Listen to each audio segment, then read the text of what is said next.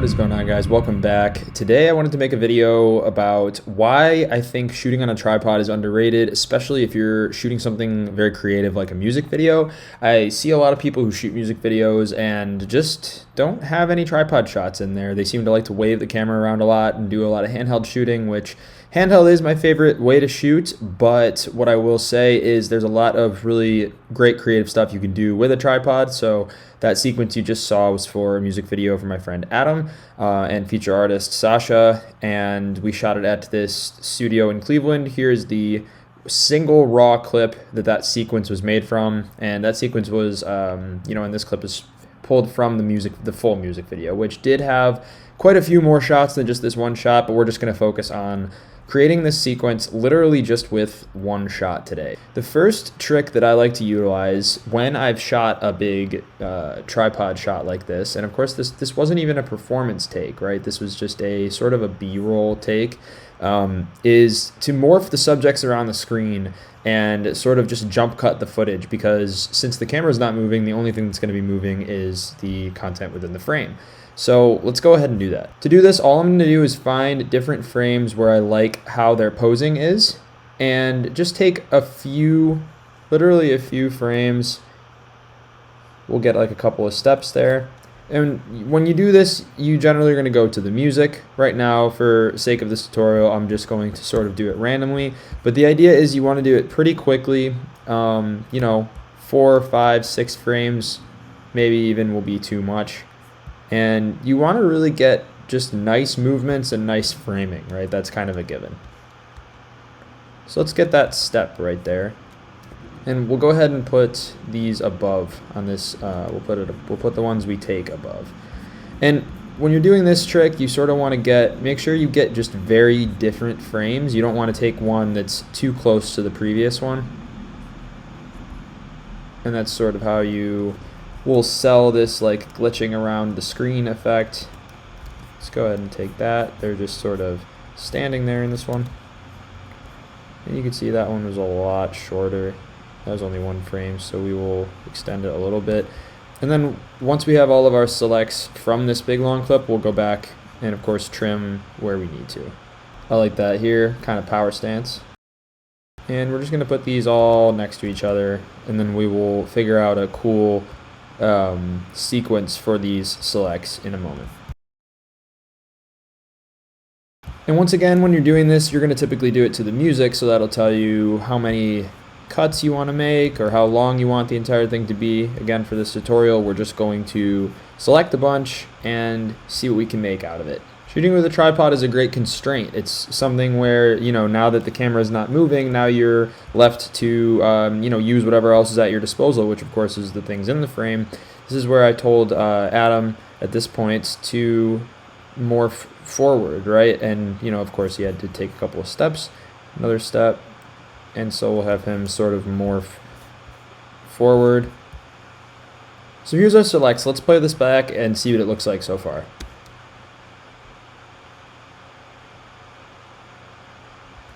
Sort of random, sort of not that aesthetically pleasing in my mind. I think the key to this is to make it go quicker and to make all your shots the same length, right, or similar lengths. So let's go ahead and make them all, we'll say 5 frames. Okay, so all our shots now being 5 frames in the same order we selected them in. Let's check it out. Now to me, this is still pretty boring. It's a little bit sterile. I think we need to maybe create some other variations within this sequence. So let's see what we can come up with here. All right, so first thing I think I'm going to do is grab this first shot here where she's taking a step, and I'm going to let her step finish right when her heel hits the ground. I'm going to copy and paste this, and we're going to go over to flipped and flip it around. So this is another just addition you can make here. Kind of cool. So now we have the same shot happening twice, but from obviously different orientations here. Now these are longer shots, so now let's kind of vary this in here with some quicker ones. So let's make 2 frame shots or selects from this clip happen. And you want it to be ones where it's not going to be awkward or jarring next to each other. So let's see what we can get out of these. So first we have Sasha power stance, then let's morph it to Adam power stance. And then let's see if we have one maybe of both of them.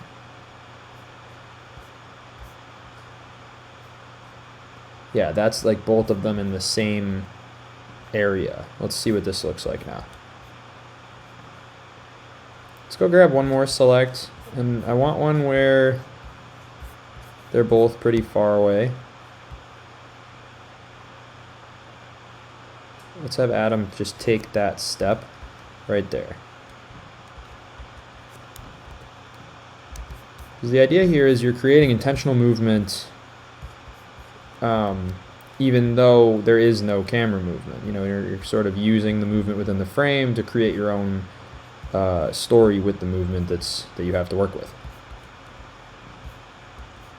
Let's have him actually finish that step. So we'll make this fourth shot in the sequence here a little bit longer.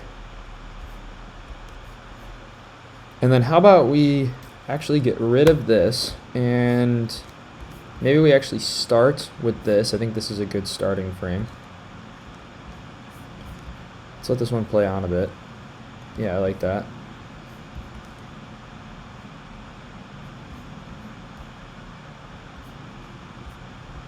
And now, since Adam is in the middle of the screen here, let's go ahead and get rid of this one. And probably this one as well. And we're going to just work with these. Yeah, so this is coming along. I like this a lot more. There's a couple more things I'm going to do to this little sequence here to tie it all together. The first one, and this is another reason I love to use tripod shots. This is a sort of a creative idea you can utilize when you're shooting something like a music video, something that's more creative, is you can have your subject come and unexpectedly shake the camera. So let's have the final shot in our sequence be him coming and shaking it and going crazy like that. Now I think these need to be a tad quicker. Let's say 3 frames. Let's check out what we got. I like that a lot. A couple more things that we can do to spice this up. Let's add some movement. And since we have, again, the tripod shot here, we know that the shot is super clean, and we know that any movement we add is going to be, you know, it's only the movement that we're adding. So there won't be any camera movement to interfere with anything we add to this, like transitions. The first thing, let's do this. So this is one thing I like doing. I see Cole Bennett do this in a lot of his videos. I'm going to go ahead and put an adjustment layer. Start the opacity at 0. And go to around the middle of the clip, bring it up to 100. And at the end of the clip, we'll simply bring it back down to 0. And the effect here will be really cool because we're going to do the same thing again here. And since the only thing that has changed is the position of our subjects, you know, the shot itself being a tripod shot has stayed the same. This should achieve a pretty cool effect. Yep. And then you have our cut in the middle where the orientation changes. That's pretty cool. I want to cut just a few frames out of that one. This goes a bit quicker. And now we're going to go ahead and add some transitions and add a little bit of movement to this. So the first thing I want to add is these clips of Adam morphing up seem a little bit bland. So we're going to go ahead and grab one of my favorite transitions that I use in almost every edit. These are the Twitch transitions from Ryan Nangle. All this stuff's linked in the description. Let's extend this out. And this just adds a nice twitchy effect. Now, here's the thing, right? We want to actually, I want to make this transition even longer. I have a whole separate video on this idea of stacking transitions. So in order to do this, you want to extend the 2 clips that you're transitioning out way more than you even want the clip. Add your transition, put it to the appropriate length, and then you're going to go ahead and compound clip. We'll extend this even more. Compound clip this entire thing.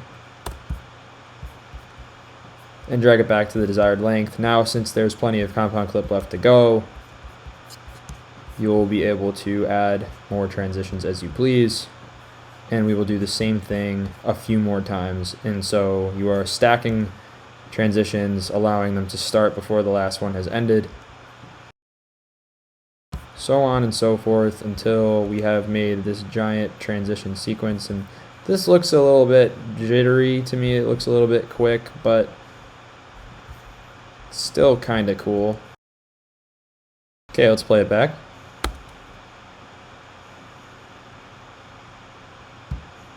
So how about starting at this point in the sequence? We're just going to add a little bit more movement to the entire thing. Let's go grab a very nice shake plugin that I have, adjust the settings a little bit, and then we will let it render out. Yeah, and so this plugin, being a shake, it sort of adds motion blur. And you know, since you're shaking, you're adding the shake to the adjustment layer, which is applying it to everything below it. So this sort of ties the clips together, even though there are a bunch of jump cuts happening. Right? That looks very clean. Let's watch without it. And with it. Yeah, much cleaner with it, in my opinion. That's great. And the last couple of things we'll do here, just let's add some you know, a little bit of an effects here, just for the style. Since he's shaking the camera, I think it'd be cool to have it actually glitch out. I did that in the actual music video a few times. So we'll go over here to our glitch effects pack.